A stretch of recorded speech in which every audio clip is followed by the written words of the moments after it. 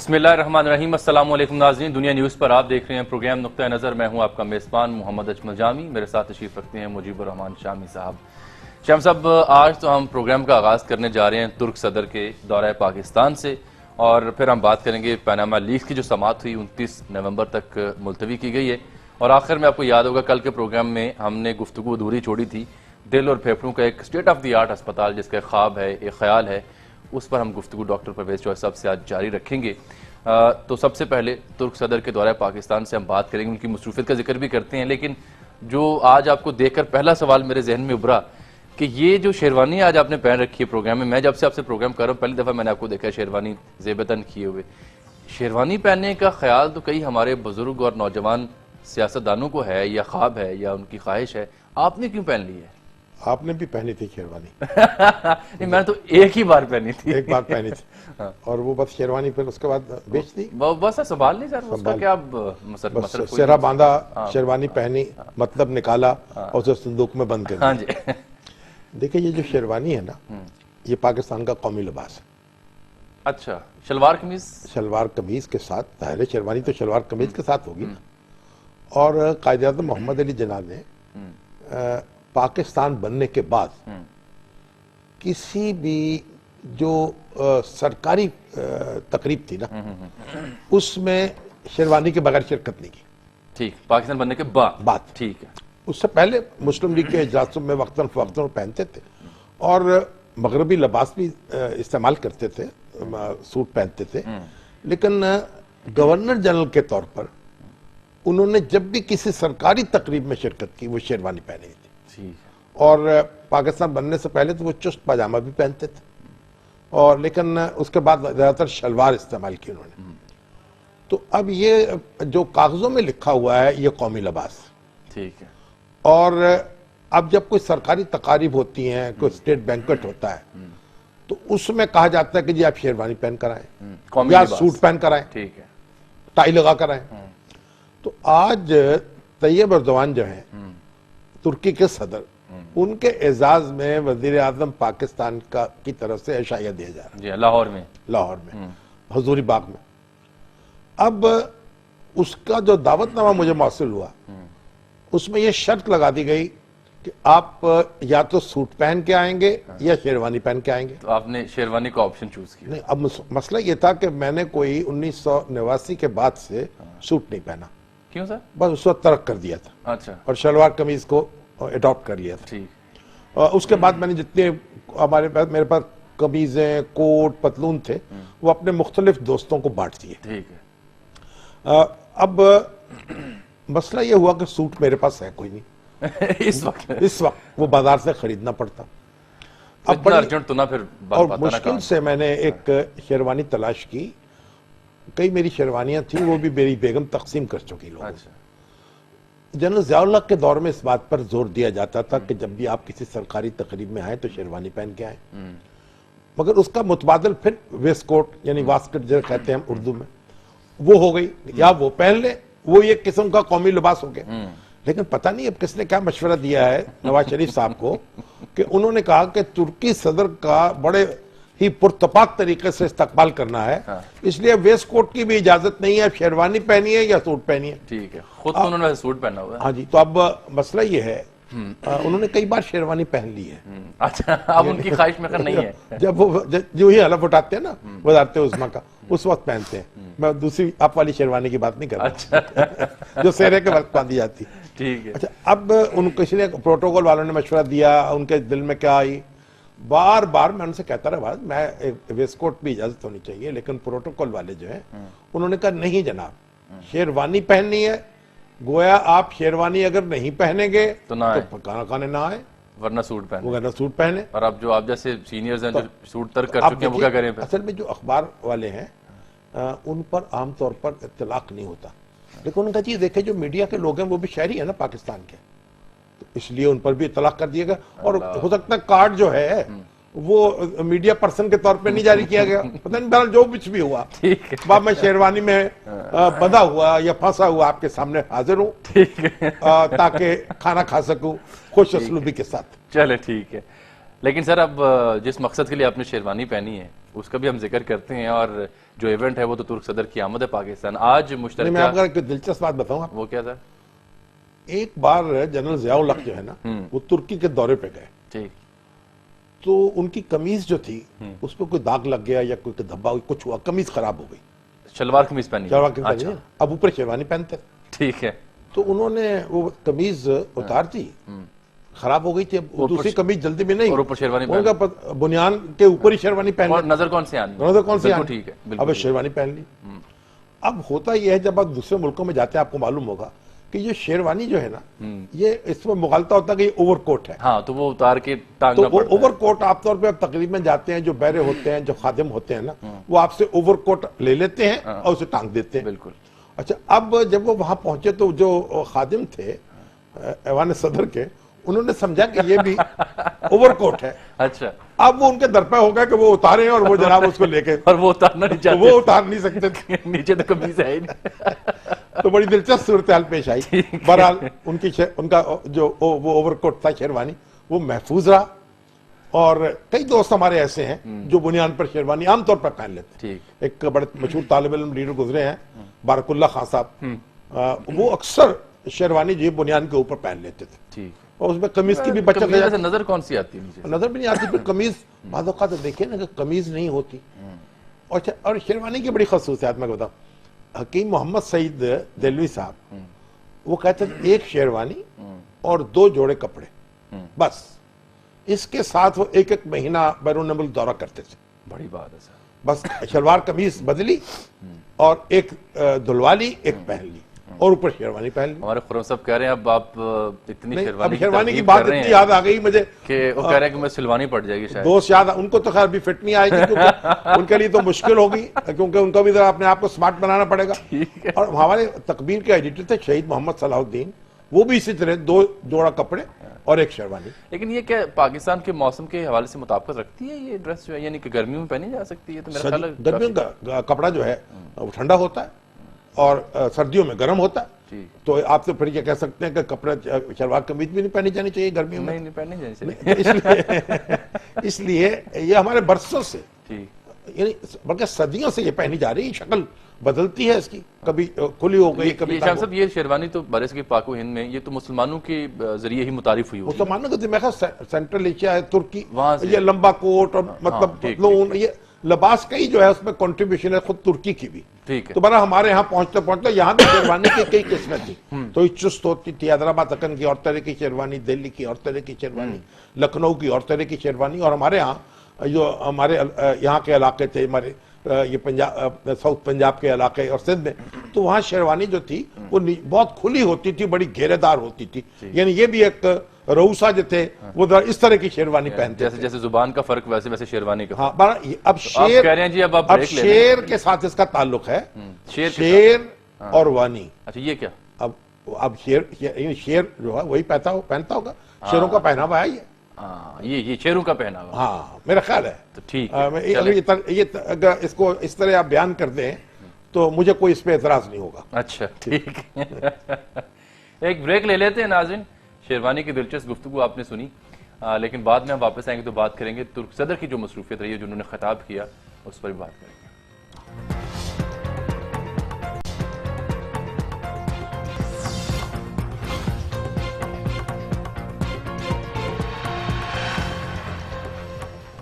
Welcome back नाज़रीन। शाम साहब, मसरूफ तरीन दिन गुजारने के बाद इस्लामाबाद से तुर्क सदर अब लाहौर पहुँच गए हैं और अब उनके एजाज़ में एक बड़ा पुरतकल्लुफ़ खाना जिसका आप जिक्र कर थे, अभी वहाँ मदऊ हैं, बस वो हुआ चाहता है।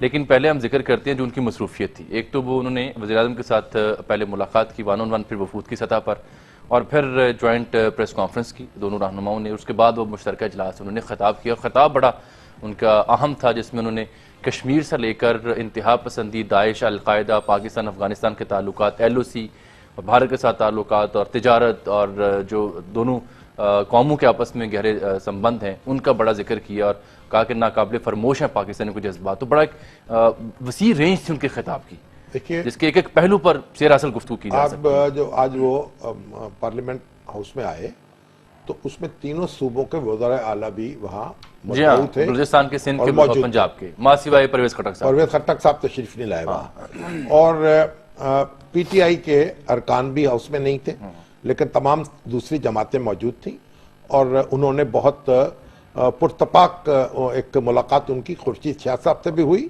और मौलाना फजलुर रहमान दिलचस्प बात यह है कि सिराजुल हक साहब और आफ्ताब शेरपाव साहब जो केपीके में खान साहब के साथ हैं वो असेंबली में मौजूद थे। जाहिर है वो उनकी अपनी जमात है जी हाँ। वो खान साहब के डिसिप्लिन के पाबंद नहीं है। देखिए एक अहम बात यह है कि जो तुर्की में जो नाकाम बगावत की कोशिश हुई पिछले दिनों और जिसे फिर उन्होंने तैयब उर्दवान ने लोगों से अपील की, लेकिन आप देखें एक टेलीफोन के जरिए से वीडियो मैसेज दिया और फिर एक टीवी स्टेशन ने उसको टेलीकास्ट कर दिया और लोग दीवानावार सड़कों पे निकले और जो टैंक थे उनका मुंह मोड़ दिया, उनका रुख मोड़ दिया। तो खुद वो सियासी मुकाम पर थे जब वो मैसेज दिया, ठीक है ना। और उनके और चंद मिनट की ताखीर हुई, वगरना बागी उनको दबोचने वाले थे कि वो जहां ठहरे हुए थे वहां से निकलने में कामयाब हो गए। जी जी। तो ये दुनिया की तारीख का एक मुनफरिद वाकया था कि इस तरीके से फौजी इनकलाब की कोशिश को नाकाम बनाया गया, बल्कि बगावत को नाकाम बनाया गया। इस पर दुनिया भर में जहां जमहूरियत मौजूद है या लोग जमहूरियत की तमन्ना रखते हैं उस पर जश्न मनाया गया, इनको मुबारकबादें दी गई। खुद पाकिस्तान में भी इस पे बड़ा अजहार मुसर्रत हुआ, लोगों ने खूब जी भरकर खुशियां मनाई और तुर्की की हुकूमत को बैनुल अक़वामी सतह पर पाकिस्तान ने आगे बढ़ के सपोर्ट किया और इसका जिक्र भी आज उन्होंने किया ना। ये एक नए रिश्ते में हम बंध गए, क्योंकि तुर्की में भी पाकिस्तान की तरह बार बार फौजी हुकूमतें कायम हुई हैं और बार बार उन्होंने मुंतखब हुकूमतों को खत्म किया है और दस्तूर नया बनाया है, दस्तूर भी तोड़ा है। तो पाकिस्तान भी उन्हीं तजर्बात से गुजरा है। तो अब पाकिस्तान में भी एक नए अज़्म से जमहूरियत के साथ वाबस्तगी का सामान है और जो हमें नुकसान पहुंचा है मार्शल लॉ के जरिए से, जिस तरह हमारे अपने मुआशरे में खलफशार पैदा हुआ, फिर हमारी अपनी तारीख जो है मशरकी पाकिस्तान का सानिया दरपेश हुआ, बलोचिस्तान के हालात खराब हुए, वो भी हमें, और फिर दहशत गर्दी देखिए क्या सूरत है। अगरचे हमारी बहादुर अफवाज ने उसकी सरकोबी की है दहशत गर्दी की, लेकिन बहरहाल उसके पैदा होने की भी वजूहात हैं। तो पाकिस्तान और तुर्की अब एक नए रिश्ते में भी बंध गए। तो तैयब उर्दवान जो यहाँ आए हैं तो एक तो उनको बुलाया, सदर मुमलकत की दावत पर आए, लेकिन उसकी वजह उनका एक सबब ये भी था यहाँ आने का कि वो शुक्रिया अदा करना चाहते थे पाकिस्तान के लोगों का, बिल्कुल, कि तुर्की को जो सपोर्ट की उन्होंने। और उन्होंने इसका जिक्र किया जोर से। और दूसरी बात ये कि ये नाकाबिले फरामोश है जो बगावत के दौरान पाकिस्तानियों ने साथ दिया। तो अब कश्मीर जो है, कश्मीर के हक में इस वक्त आलम इस्लाम में सबसे जो मजबूत आवाज है वो तुर्की की है और तुर्की कश्मीर के लोगों के साथ खड़ा है और पाकिस्तान के हर मसले में तुर्की आगे बढ़कर पाकिस्तान का साथ देता है। और तुर्की उन चंद मुल्कों में से है जहां पाकिस्तानी होना एक वजह इज्जत बन जाता है। और जहां आप अगर किसी बाजार में जाते हैं, दुकान पे जाते हैं, मैं कई जगह मुझे जानने का इत्तेफाक हुआ, पाकिस्तान का नाम सुनते ही लोग जो हैं आप पर निसार हो जाते हैं। तो बहरहाल अब तैयब उर्दवान जो हैं उनका एक मैसेज हमारे हुक्मरानों के लिए भी होना चाहिए। वो क्या? वो एक उनकी जो सियासी कैरियर का आगाज हुआ वो इस्तांबुल के मेयर के तौर पर हुआ। हाँ बिल्कुल ठीक। और इस्तांबुल के मेयर के तौर पे उन्होंने जो कारकर्दगी दिखाई और इस्तांबुल की को जो तरक्की दी और उसकी जो कारपोरेशन को एक बड़ी जानदार उसकी एक अदारे में तब्दील कर दिया, गोया उसका मैसेज ये है कि बल्दियाती अदारे जो हैं मजबूत नहीं होंगे तो ना लीडरशिप डेवलप होगी ना तरक्की होगी। हमारे यहाँ तो बल्दियाती इंतखाब महीने गुजर हमारे यहाँ जो हुक्मरान और सियासतदान हैं उनको ये बात समझनी चाहिए, कोई सिर्फ उनकी हुकूमत कायम होने का नाम जमहूरियत नहीं है। यानी नवाज शरीफ साहब या शहबाज शरीफ साहब या क्या मुराद अली शाह साहब या सनाउल्लाह जहरी साहब या परवेज खट्टक साहब, इनके अगर ये हुकूमत में आ जाएं तो जमहूरियत बहाल नहीं होती। जमहूरियत ऊपर से लेके नीचे तक और नीचे से लेके ऊपर तक बहाल होनी चाहिए। तो एक तो मैसेज इनका ये है। दूसरा ये है कि इनके यहाँ जो हमारी तहजीब है उनकी इकदार जो है, आप देखें जो उनकी जो अहलिया है वो किस तरह स्कार्फ पहने हुए और उनके साथ हैं। अब ये स्कार्फ पहनना जो है वो तुर्की के एक मुश्किल बन चुका था। वहां एक ऐसी पोजीशन बना दी थी, हालांकि ये वो सेकुलर दहशतगर्दी थी एक लिहाज से, या सेकुलर फाशिज्म था। सेकुलरिज्म का मतलब ये नहीं है कि लोगों को अपनी मर्जी का लिबास पहनने से रोक दें। तो सदर तैयब उर्दवान जो हैं, ये इनकी अहलिया किसी सरकारी तकरीब में शरीक नहीं हो सकती थी जब ये वजीर आजम थे इब्तदाई तौर पर बने, क्योंकि ये स्कार्फ पहनती थी।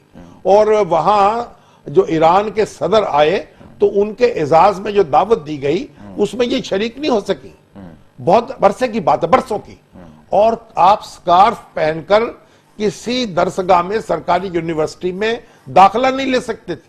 आप हाउस के मेंबर के तौर पर काम नहीं कर सकती थी खातून जो हैं। और एक हाउस मेंबर जो थी खातून, कई साल पहले उसने स्कार्फ पहना हुआ था और उसको जनाब डिसीट कर दिया गया। तो ये आलम था जिसमें तैयब उर्दवान ने काम किया। और आज माशाल्लाह स्कार्फ दफ्तरों में भी लेके ख्वातीन जा सकती हैं, उनकी अहलिया भी सरकारी फराइज में उनके साथ होती हैं, यूनिवर्सिटियों में भी। और तुर्की आज एक बड़ी मईशत बन चुका है। एक कमाल अतातुर्क के बाद इतना बड़ा लीडर तुर्की को नसीब नहीं हुआ जिसने तुर्की के नसीब बदल दिए हों। अब उनका एक बड़ा अहम बयान था कि पाकिस्तान और अफगानिस्तान के दरमियान इंतशार पैदा करने की कोशिश की जा रही है। हाँ, अब ये देखे ना, इंतशार पैदा करने वाला कौन है? हमें भी पता है बीजमालो कौन है। तो वो जो बीजमालो हमारी जो है वो अफगानिस्तान में भी बरसरेकार है, पाकिस्तान में भी बरसरेकार है खुफिया तरीके से। हमें उसका सद्देबाप करना है। फिर उनका जुमला सुनिए कि मसला कश्मीर हमारे ज़मीर को घायल करता आ रहा है। और उन्होंने कहा कि बाहमी तिजारत को $1 अरब तक बढ़ाना चाहते हैं। 2017 से आज़ादाना तिजारत शुरू हो जाएगी। और उन्होंने कहा कि इस्लाम को दहशतगर्दी से जोड़ना दुरुस्त नहीं, अलकायदा और दाइश इस्लाम को नुकसान पहुंचा रही हैं। तो ये और फिरका परस्ती की भी उन्होंने मजम्मत की। तो हमारे मुआशरों को तकसीम करती जा रही है। तो ये तुर्की के सदर का दौरा जो एक नफ्सियाती तौर पर एक बड़ी ताकत और अखलाकी तौर पर एक बड़ी ताकत का सामान फराहम करेगा। कंसेप्ट था, कहा जाता कि जी तन्हाई का शिकार है पाकिस्तान। ये तो वो कहने वालों के लिए भी एक बड़ा ये तो हम खुद ही अपने बारे में तरह तरह के ख्यालात मनफी जो है वो उनका इजहार करते रहते हैं और अपने आप को उनमें डूबता हुआ पाते हैं। पाकिस्तान अल्हम्दुलिल्लाह, पाकिस्तान के चीन के साथ उसके ताल्लुकात मिसाली हैं। तुर्की है, सऊदी अरब है, खुद ईरान है और अमेरिका के साथ भी कोई हमारी दुश्मनी नहीं, बल्कि रूस से हमारे रिश्ते बहाल हो रहे हैं। तो देखिए, हम कोई ये नहीं हो सकता, पाकिस्तान कोई बंदूक की नोक पर खड़ा होके हर मुल्क को अपनी हमायत पर मजबूर नहीं कर सकता। बिल्कुल ठीक। अब यह है जी, ब्रेक का वक्त भी है और हमने देखा कि मुश्तरका सेशन में पार्लियामेंटेरियंस भी थे और आर्मी चीफ भी वहां तशरीफ लाए और उनसे भी पार्लियामेंटेरियंस ने फिर मुसाफा किया, गुफ्तगू भी की, हल्के फुल्के जुमले जो तबादला होता रहा बड़े अच्छे तरीके से। ये जो रहील शरीफ है, ये याद रखा जाएगा इनको, बिल्कुल जानकर मिन जुमला ए खासाने मैं खाना मुझे मुद्दतों रोया करेंगे जम पैमाना मुझे वाली बात है, रोने की बात नहीं है, मुद्दतों याद करेंगे इनको, मतलब ये। अच्छा, उनका जिक्र मैंने दानिस्ता किया, उसकी वजह यह है कि लाहौर हाई कोर्ट में एक दरख्वास्त समाअत के लिए मंजूर आज हुई है। अभी उसकी डिटेल हम लेंगे कि आर्मी चीफ की मुद्दत मुलाजमत में तोसी का मुतालबा किया गया। पहले ऐसी मुतफरक दरख्वास्तें आती रहीं लेकिन उनको एंटरटेन नहीं किया गया। ये दरख्वास्त और ये मामला इसलिए मैं जेरे बहस लेके आ रहा हूँ कि इस दरख्वास्त को एंटरटेन कर लिया गया है और फरीकैन से 12 दिसंबर को जवाब तलब किया। लेकिन रिटायर हो चुके होंगे। अब 12 दिसंबर को किससे जवाब वो जो जज साहबान बाज़ औक़ात फराख दिली का मुज़ाहरा करते हैं, कुछ तसाहल भी बरत लेते हैं और कुछ सरफ नजर भी चीजें हो जाती हैं, वरना ये मामला ऐसा है जिसमें रिट की कोई गुंजाइश नहीं है। और जब अशफाक परवेज कियानी साहब रिटायर होने वाले थे तब भी तो उस वक्त भी इस तरह की दरखास्तें दायर करने वाले जो हैं, मेरा ख्याल इनका हर्जा खर्चा उन पे डालना चाहिए। जब दरखास्त मुस्तरद हो जाए तो फिर खर्चा भी हो दें। अदालत का भी वक्त जाया होता है, हुकूमत भी, वकील उसका भी वक्त जाया होता है, पैसा भी जाया होता है। और अब हमारा वक्त भी जाया किए। हाँ एक ब्रेक ले लेते हैं, वापस आते हैं नाज़रीन, तो बात करेंगे हम पनामा लीक्स की, जिसकी समाअत 29 नवंबर तक मुलतवी कर दी गई है। ये भी तारीख बड़ी दिलचस्प है, इस पर भी बात होगी एक ब्रेक के बाद।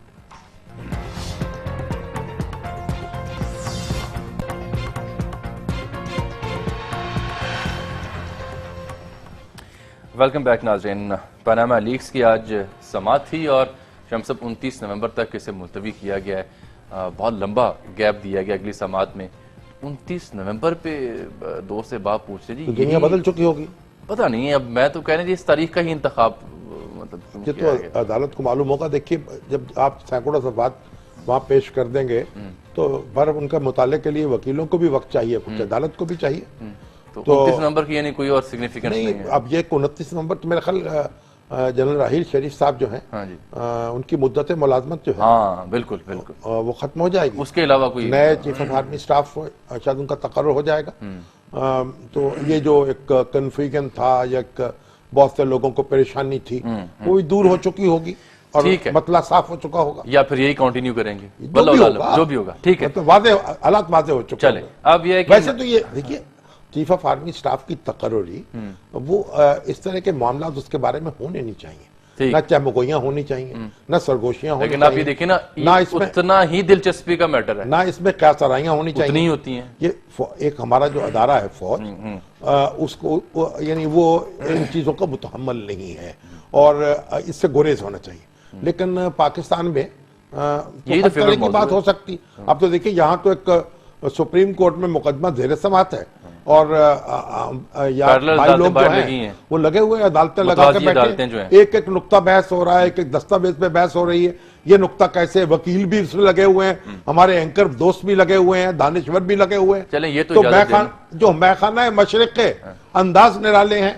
तो पहले मगरिब कहते थे, अब मशरिक का भी ये मामला है। लेकिन इतनी तो इजाजत देना कि हम इमरान वसीम साहब से ये तो जान सकें क्या आज हुआ क्या, ये ठीक है। वैसे नहीं, आज हुआ क्या है, क्योंकि जो थे ना वो हमारे शेख रशीद साहब, हाँ जी, मैंने देखा उनका चेहरा कुछ उतरा हुआ सा था जब वो गुफ्तगू कर रहे थे। ताबूत वगैरह तो उठाने की बात की, लेकिन जरा बड़े धीमे से लहजे। मुझे ये खबर मिल और रही है कि इमरान खान साहब ने तो गुफ्तगू ही नहीं की है। हाँ, उनका जुमला ही बड़ा दिलचस्प है, वो आपको पहले सुना देते हैं। हाँ। लेकिन इत्तला मुझे ये मिली है कि शायद दोनों रहनुमा लंदन जाने। पहले देखें कि इमरान खान साहब ने क्या कहा था। तो शुरू होने दो, वैसे कुछ और भी चीजें प्रोड्यूस करते हैं। मैच शुरू ही नहीं हुआ, आज होगा इंशाल्लाह। अभी तो केस शुरू ही नहीं हुआ, अभी तो होने जा रहा है। मफहूम ये लिया जा रहा था कि पार्टी तो अभी शुरू हुई है, तो शेख साहब को भी देख लें फिर। ये बात तो लगता है मुझे कि ये उन्होंने ये टूटी हुई सी बात है। वो है ना हमारे उस्ताद कमर जलाल, उनका शेर है कि मूसा से जरूर आज कोई बात हुई, जाते में कदम और थे, आते में कदम और। शायद शेख साहब पे ये पूरा उत्तर देखिए, आते कदम जो है वो टूटे हुए हैं। शेख साहब को देखिए। किसी जमाने में इस्लामाबाद पिंडी में मिस्री मुर्गियां आती थी, आजकल कतरी दस्तावेजात आती हैं। और नवाज शरीफ साहब ने जब भी पांव पे कुल्हाड़ी मारी है, खुद मारी है। और जो उन्होंने डॉक्यूमेंट दिए हैं, मेरा केस जो है क्रिस्टल क्लियर हो गया है, SSS केस है, शॉर्ट स्वीट एंड स्मार्ट। और शॉर्ट स्वीट और स्मार्ट में वालिद मोहतरम कुछ कहते हैं, साहबजादी साहबा कुछ कहती हैं, बेटा कुछ कहता है, और ये 12 मिलियन दरम जो है खत्म होने का नाम ही नहीं ले रहे। 12 मिलियन जो आवारा दरम है, इससे कभी स्टील मिल फरोख्त होती है, कभी जद्दा मिल बनती है, कभी फ्लैट लिए जाते हैं, जिसकी कोई ट्रांजैक्शन नहीं है। तमाम, आज मैं सुप्रीम कोर्ट में कहूंगा, तमाम डॉक्यूमेंट जेली हैं, कोई तस्दीक। ये मिस्री मुर्गियां कब आती थी पहले ये तो बता दें। वो आती देसी मुर्गियां करके बेच दी जाती थी, मिस्री मुर्गियां जो। लेकिन शेख साहब जो हैं, अब उनका जो चेहरा उतरा हुआ था, और जो हमारे वो है ना जो दानियाल अजीज और ख्वाजा सादर रफीक, वो बड़े पुरजोश थे। बहरहाल 29 तारीख तक जो मुलतवी हुई है समाअत, उसने पानी छिड़क दिया है गर्मा गर्म जज्बात पर। चले, अस्सलाम वालेकुम इमरान वसीम, बताइएगा जनाब समाअत कैसे शुरू हुई, आज किस मुद्दे से शुरू हुई और फिर क्या आप देखते रहे। वालेकुम अस्सलाम जामी। आज समाअत जब शुरू हुई है तो सबसे पहले जो मेन एप्लीकेंट हैं तारिक असद, उनकी जानिब से अदालत को ये कहा गया कि उनकी जो मुतफरिक दरख्वास्त है कि ट्रायल सिर्फ प्राइम मिनिस्टर ऑफ पाकिस्तान का न किया जाए, बल्कि दीगर जिन लोगों के नाम आए हैं पनामा लीक्स में या जिनकी ऑफशोर कंपनियां हैं, उनका एहतसाब किया जाए। तो इस अदालत का ये कहना था कि वो अभी एक ही नुक्ते पर फोकस किए हुए है अदालत, और अगर प्राइम मिनिस्टर ने खुद को एहतसाब के लिए पेश कर दिया है और उनका एहतसाब अगर सबसे पहला पहले होता है तो इसमें कोई मुजायका नहीं है और ये तासुर अदालत नहीं देना चाहती कि सिर्फ उन्हीं का ही एहतसाब होगा। लेकिन आज जो कार्रवाई हुई है उसमें ये देखने में मिला है कि जो तहरीक इंसाफ के वकला थे उन्हें काफी सुबकी का सामना करना पड़ा, काफी शर्मिंदगी का सामना करना पड़ा, क्योंकि उनकी जानिब से आज दलाइल नहीं दिए गए, बल्कि जो प्राइम मिनिस्टर के 3 खिताब थे या बयानात थे, जो 2 मरतबा उन्होंने कौम से खिताब किया पनामा पेपर्स के बाद और एक बार उन्होंने नेशनल असेंबली से खिताब किया, तो आज की उनके सारे जो दलाइल थे उन्हीं बयानात के ऊपर ही जो थे वो पर मुश्तमिल थे। अदालत ने उनको ये वाज़ेह तौर पे कहा कि आप अपने पॉइंट पर फोकस करें, जो तकरीरें यहाँ पर आप पढ़ के सुना रहे हैं ये अदालत की कार्रवाई से रेलेवेंट नहीं है। अगर प्राइम मिनिस्टर के बयानात से आपकी तशफ़ी होती तो आप यहाँ पर ना खड़े होते। और अदालत ने 2 बातें वाज़ेह कर दी हैं कि सुप्रीम कोर्ट जो है वो किसी शख्स की पूरी जिंदगी की जांच पड़ताल यहाँ पर नहीं करेगी, ये नहीं देखेगी कि किस शख्स की सियासी या निजी जिंदगी किस तरह से है। यहाँ पर जो सुप्रीम कोर्ट थी वो प्राइम मिनिस्टर ऑफ पाकिस्तान की बात कर रहे थे, जबकि दूसरी बात जो सुप्रीम कोर्ट ऑफ पाकिस्तान ने की है वो ये की है कि जो इल्जामात लगाए गए हैं उनको साबित करने के लिए ठोस शवाहिद भी लाना होंगे। जब ये तकारीर पढ़ रहे थे, हामिद खान वजीर आजम के खिताबात पढ़ रहे थे, तो जस्टिस शेख अजमल सईद ने उन्हें मुखातिब करते हुए कहा कि अदालत में ये तकरीरें ना पढ़ी जाएं। अगर आप इसी तरह तकरीरें पढ़ेंगे तो 2099 आ जाएगा और ये मामला इसी तरह से यहीं पर ही खड़ा रहेगा। और ये भी कहा अदालत की जानिब से कि जो हुक्मरान जमात हैं उनके जो बच्चे हैं उन्होंने खुल्लम खुला ये बात तस्लीम कर ली है कि लंदन के अपार्टमेंट हैं उनकी मलकियत में हैं। अब ये इल्जाम लगाने वालों की जिम्मेदारी है कि वो निशानदेही करें कि जो मौक़िफ़ उनका सामने आया है उसमें कहां पर तजाद मौजूद है। जी ठीक है। और असल में जो वजीर आजम के उनके बच्चों के बयान अदा कर दें। इमरान, बहुत शुक्रिया आपका। जी, इमरान खान साहब का बयान भी है ना जी, उन्होंने कहा कि सुप्रीम कोर्ट की जो कार्रवाई अब तक की उससे हम मुतमिन हैं। देखिए, एक बात है जो मेरी उनके नवाज शरीफ साहब के और उनके बच्चों के जो वकील हैं वो कहते हैं, यानी एक है तजाद होना, एक है एक यानी किसी जगह अधूरी बात कहना। वो कहते हैं अधूरी बात एक जगह कहना और दूसरी जगह कहना और तीसरी जगह कहना एक और चीज है और मुतजाद बातें और चीज है। उनका दावा है कि अधूरी बातें की गई। वो कहते हैं कि जो बातें कही गई हैं उनमें तजाद नहीं है, उनमें अधूरी बातें कही गई हैं और जब इनको रिकंसाइल किया जाएगा तो वो ये बात साबित कर देंगे कि इनमें कोई तजाद नहीं है। बहरहाल उनका दावा ये दुरुस्त हो कि जानबूझकर अधूरी बातें की गई ताकि पूरी तस्वीर न खुल सके। हर फरीक जो है उसको यह हक हासिल है कि वो हर शख्स को हक हासिल है कि मैं अब आपसे पूछूं आप मुझे कि आपने खाना कहाँ खाया है तो आप मुझे बताएं कि क्या खाया है, नहीं खाया है, कहाँ खाया। तो बात यह है कि ये वजीर आजम के और उनके बच्चों के वकील ठीक कहते हैं या इमरान खान साहब के या शेख रशीद साहब खुद वकील हैं अपने, उनको तो मशवरा दिया सुप्रीम कोर्ट ने कि आप वकालत इख्तियार कर लें, गोया सियासत तर्क कर दें। तो बात यह है अब ये मामला सारा सुप्रीम कोर्ट में है, ठीक है, इस पर बहस जो है वो उसका कोई तुक नहीं है, इस वक्त वही होने दे, वही होनी चाहिए। एक ब्रेक ताकि जो दूध का दूध हो, पानी का पानी वही से हो। चले हम सिर्फ समाज की कार्रवाई जाना करेंगे क्या हुआ, तो ये हमारा मनसब नहीं है। चले एक ब्रेक ले लेते हैं, वापस आते हैं तो फिर मजीद बात।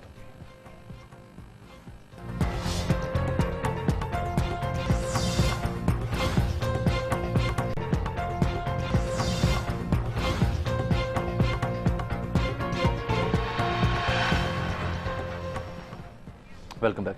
शाम साहब, कल बड़ी अहम गुफ्तगू थी, लोगों ने बहुत सी क्वेरीज भी, सवाल भी भेजे क्योंकि हमने कल दिल के मामला छेड़ लिए थे और छू लिए थे उनको। और ये आपको तो जरा खुसूसी ताल्लुक है दिल के मामला, ये दिल का मामला है। हाँ। तो समझ के मुस्कुराएं। बड़ा खुसूसी ताल्लुक है मेरा दोनों एतबार से। वैसे तो शायर ने कहा है हुस्न और इश्क में दोनों में तफरीक राब्ता बन गया। अच्छा, ये माहिरुल कादरी का शेर है, कमाल का है। हुस्न और इश्क में राब्ता बन गया, टूट कर दिल बड़े काम का बन गया। हाय हाय हाय। तब टूटे हुए दिल जो जोड़ते हैं डॉक्टर परवेज चौधरी साहब कैलिफोर्निया अमेरिका से तशरीफ लाए पाकिस्तान। आधी गुफ्तगू उनसे हो चुकी, आधी अब होनी। अच्छा, इसमें हम बात कर रहे थे कि पाकिस्तान में एक स्टेट ऑफ द आर्ट एक दिल और फेफड़ों के ट्रांसप्लांट, उनके इलाज मुआवजे के लिए एक सेंटर होना चाहिए। तो डॉक्टर साहब इस बारे में बात कर रहे थे और नुक्ता कल जहाँ खत्म हुआ वो ये था कि इनका ये दावा है कि ये तमाम जो दिल के अमराज हैं, ये फेफड़ों के, उनको वो छोटे चीरे के साथ उसकी सर्जरी कर सकते हैं। एतराज ये आया, आपको किसी डॉक्टर ने कहा कि डॉक्टर जावेद अस्कर साहब, उन्होंने कहा जी कुछ डॉक्टर्स अस्पताल के चेयरमैन जी, उन्होंने कहा जी कुछ, उन्होंने कहा ये चंद केसेस में ऐसा हो सकता है, हर मरीज के साथ ये सलूक नहीं हो सकता। क्यों जी डॉक्टर परवेज अख्तर साहब? जी, thank you for having me again. अस्सलाम वालेकुम। अच्छा, नंबर एक, मेरा किसी से कोई कंपटीशन नहीं है। ये तो इसी तरह कहा जा सकता है कभी कि उनका जहाँ और है मेरा जहाँ और है। मैं तो इतनी कोशिश कर रहा हूँ कि मैं लोगों को ये टीच भी कर रहा हूँ, मैं सिखा रहा हूँ लोगों को।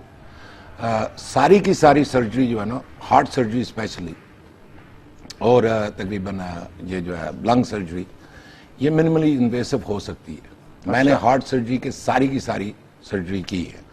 अभी सारे के सारे वाल्व मैं कर रहा हूँ, ठीक है। कितने अब उनका जो आपने ऑपरेशन किए हैं डॉक्टर साहब इस तरह से? ये सैकड़ों में, टोटल तो मैंने हजारों में किए हुए हैं। अच्छा। लेकिन ये जो है ना सैकड़ों में होंगे वाल्व भी और बाईपास सर्जरी। इनका सब रिकॉर्ड और बाकी मौजूद है। हाँ जी। तो वो जो कह रहे हैं ना, वो पुरानी थिंकिंग है कि लोगों ने किए कोई सिलेक्टिव पेशेंट्स। अभी जो है ना हमारे पास फर्स्ट जनरेशन टूल्स हैं मिनिमली इन्वेसिव के लिए, ये और डेवलप हो रहे हैं। जिस तरह मैं भी उनको फीडबैक दे रहा हूँ कंपनियों को, कुछ और डेवलप हो रहे हैं और जैसे जैसे मोर इंस्ट्रूमेंट आएंगे। अभी अगर आप नहीं कर सकते ना, तो कोई बैड टारगेट हूँ हार्ट पे या बंदा मोरबिडली ओबीस हो। बाकी वाल्व सर्जरी जितनी है ना, mitral valve, aortic valve, tricuspid valve, ये सारी की सारी मैं मिनिमली इन्वेसिव कर रहा हूँ। बाईपास की सर्जरी में आ जाता है कि बंदा ओबीस हो, तो हमारे पास अभी इंस्ट्रूमेंट नहीं है उसके लिए। डॉक्टर साहब ये बताइए कि आपने एमबीबीएस तो पाकिस्तान से किया ना? नहीं जी, हाँ, मैं एफएससी करके यहाँ से चला गया था। मेरी सारी तालीम वहीं से है। मैं खानिया डिग्री कॉलेज से करके गया था। आपने सारी तालीम अपनी मेडिकल की अमेरिका से हासिल की है? जी हाँ। अच्छा, तो आप यहाँ जो है अब सेंटर कायम करना चाहते हैं, तो फिर वापस आ जाएंगे आप, या कुछ अरसा यहाँ क्याम करेंगे और कुछ अरसा वहां रहेंगे? नहीं, वो तो जरूरत पे होगा, क्योंकि I have a very successful practice where I am. जहाँ पे मैं काम कर रहा हूँ ना, तो मेरी प्रैक्टिस, मैं पिछले 7-8 साल से अगर आप देखें तो बहुत मसरूफ हूँ। मैं कैलिफोर्निया में ओवर 2000 डॉक्टर हैं वहाँ पे हार्ट सर्जरी कर रहे हैं, लंग सर्जरी। उन सब में मैं अगर नंबर 1 पे नहीं रहा तो नंबर 2 होऊंगा। तो बहुत ही मसरूफ मेरी प्रैक्टिस है, ग्रुप है मेरा अपना। तो मेरे तो ये है कि अब जब बंदा 50s में चला जाए तो अगला जान भी नजर आना शुरू हो जाता है।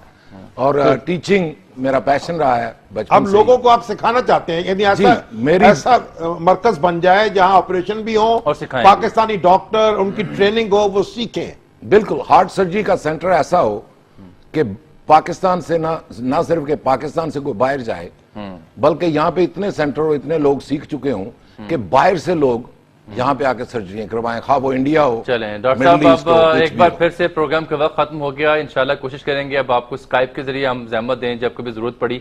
अब लोगों ने कल का प्रोग्राम देखने के बाद बहुत से सवाल किए, जिसका खुलासा सिर्फ एक है कि दिल के जो मर्ज में मुब्तला लोग हैं वो कह रहे हैं कोई मशवरा देते जाएं, कोई 1, 2, 3 छोटे छोटे मशवरे दे दें उन्हें। अपनी बॉडी को सीरियसली लें। हम अगर गाड़ी लेते हैं तो उसको सीरियसली देते हैं, लेकिन बॉडी हमें चूंकि मुफ्त में मिली है तो इसका चेकअप करवाएं। रोज डॉक्टर चेंज करने से बंदा नहीं बेहतर होता, और मुफ्त की दवाई ढूंढने से बंदा बेहतर नहीं होता। Cholesterol, smoking, high blood pressure और डायबिटीज, ये 4 चीजें हैं जो इंसान कंट्रोल कर सकता है। बहुत शुक्रिया जनाब डॉक्टर परवेज चौधरी साहब। और डॉक्टर साहब, मुझे शाम साहब याद आया, डॉक्टर अरशद रिहान साहब हैं, एक ओहायो सिंसिनेटी में होते हैं, वो भी दिल के ही डॉक्टर हैं। उन्होंने भी केपी की हुकूमत से, दिल के डॉक्टर आपको बहुत मिलते हैं। मोहब्बत ही बड़ी है दिल वालों से सर हमें। आपका शुमार खुद भी दिल वालों में होता है। हमारा भी अल्हम्दुलिल्लाह जाने जाते हैं सर, अहले दिल हैं, अहले दिल अल्हम्दुलिल्लाह। और तो दिल उन्होंने वालों भी की दुनिया में आपकी खासी धूम है। खासियत, ये भी अल्लाह का फजल है। तो उन्होंने भी केपी की हुकूमत से, वो क्योंकि केपी के से उन्होंने भी गुजारिश की थी कि मौका दिया जाए। मैं चाहता हूँ जो मैंने सीखा वो मैं इधर भी आके एक्सरसाइज करूँ, आगे मुंतकिल करूँ। तो ये 2 अच्छी एग्जाम्पल्स हैं, डॉक्टर परवेज चौधरी साहब वाली, डॉक्टर अरशद रिहान साहब वाली। दोनों हुकूमतों से दरख्वास्त है कि इनके तजुर्बे दिल का से मामला है, दिल का मामला है, और किसी को भी हो सकता है, कभी भी हो सकता है। तब तक के लिए इजाजत, अल्लाह हाफिज।